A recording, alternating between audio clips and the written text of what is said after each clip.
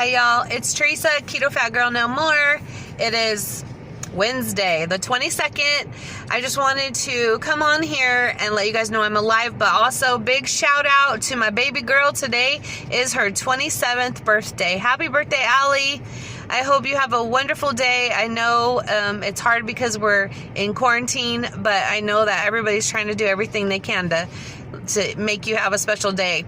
So we went over there this morning and took her a present and a cake, and my parents came all the way from Moreno Valley so they could tell her happy birthday. No hugs or anything, but they just wanted to, tell her happy birthday. So anyways, happy birthday, Allie. We love you, and we can't wait till we get back to normal, so maybe we can have a belated birthday party or barbecue or something. So anyways, I just wanted to come on here and let y'all know I'm still alive. A little bit fatter, but I'm still alive. I have, I've, along with many others, have gained weight during the coronavirus quarantine. I know a lot of people, you can see it in my face. I look like, I'm not going to fat shame myself. I'll just leave it at that. But anyways, I have gained 9 pounds. I weighed myself yesterday and I didn't want to get on the scale. I was so afraid to see how much weight I had gained. But I gained back all of the weight that I lost when I was taking the ketones, because I only took them for 3 weeks and I lost 10 pounds. And so I gained back 9 pounds. But I have been struggling because I'm having to cook more with the family being in the house. And, you guys know, I'm sure that all of you are going through this. It's a struggle having everybody home wanting to eat because you're bored, and I have overindulged more than I want to admit, but I have cheated. Of course, you guys know I love those pumpkin empanadas. I've cheated on pumpkin empanadas a couple times, and I won't go into detail about anything else that I've cheated on. I did have a whole cheat meal, though. I made enchiladas and beans and rice one day, and I made a video and put it on TikTok. So if you guys are connected to me on TikTok, you can see my beautiful creation that I made. But anyways, I'm doing good. Other than that, none of us are sick. None of us, I only know one person that has caught the virus. There are almost, as of yesterday, 185 people in this bowl that I live in. I don't know. There's mountains surrounded around where I live, and there was 185 people here that have it. I don't know exactly how many people live in this bowl, but it's 2 little cities in this bowl, and it is small because I see the same people everywhere I go. So I don't know if anybody's got it from my daughter's school or anything like that, but from my church, I go to church in another town that's about 45 minutes away, or another city. It's a big city. And nobody at my church has got this. Nobody from my church in Sacramento. I don't have any family members. I just know one man that has this virus, and he is an evangelist, and he was at a big, huge conference in Chicago, the week before shelter in place, and he got it, and he is still in the hospital. As far as I know, they finally took him off the ventilator, and he is doing better, but he is still in the hospital.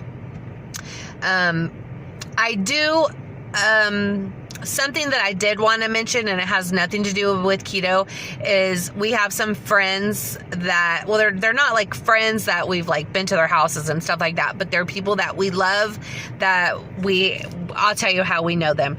This man, he's a preacher, and he's came to my church for the past 30 years and preached revivals, concerts. He sings, plays the piano, and when he was young, he used to bring his little boys, and his boys, but all of them sang, and they sang together like a quartet kind of like thing, Southern gospel music, and we just love them. And his son is a preacher now, and he has a church in Louisiana, and it's all over the news. I'm sure you guys have seen it, Brother Tony Spell.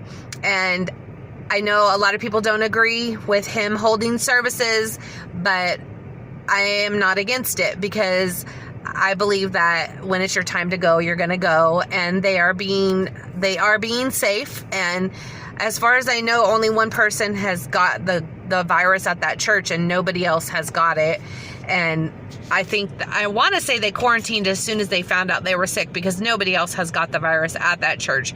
And I'm just appalled at what's going on. They've taken him to jail twice. Yesterday they took him to jail. I watched all the videos from the newscast, and they took him to jail. And I know this is very controversial, and I'm sure that people are going to get mad at me for even talking about it, but I do want to talk about it because it makes me angry. They set him up. They have this guy, he's a protester.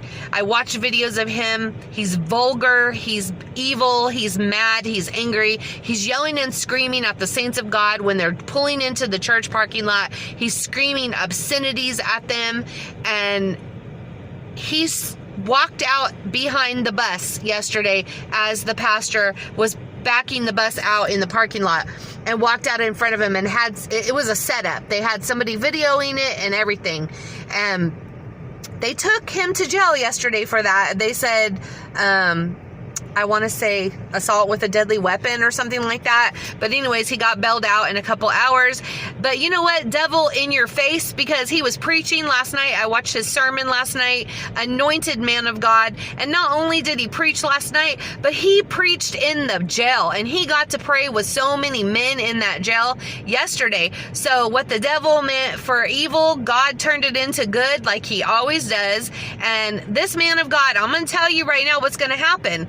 Because of all of this, and I know once again that people do not agree with me for him holding services, but after this is all over with, that building's going to be packed, because people are going to be going to check that church out and check that pastor out, because they're already showing up from different states. We have friends that live here in Southern California that were away from God for many years, for at least 7 or 8 years, and they drove all the way to Louisiana and went to that church and prayed through, and they are on fire for God right now, and they're going to live for God. And it's because they went to that church, because they didn't want to watch church online. I mean, I don't even like watching church online. I feel like it's just not the same. You're not in the house of God with your your church family, and it's hard. It's getting harder and harder on me every Sunday.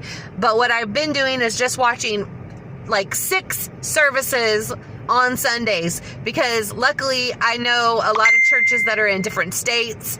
And I'm sorry, everybody is texting me and messaging me on Messenger right now, so that's what the noises are. But anyways, I'm sorry if I've offended you in any way, but at the same time, I'm not sorry, because these are my beliefs, and I believe that this is how I feel. If my church was open, I'd be there too. I know there's other people that their churches are open and they're going, and it's not all over the news. I don't know why they picked him, why they're making such a big deal about it. Maybe it's because his church is bigger than others, because it is pretty big.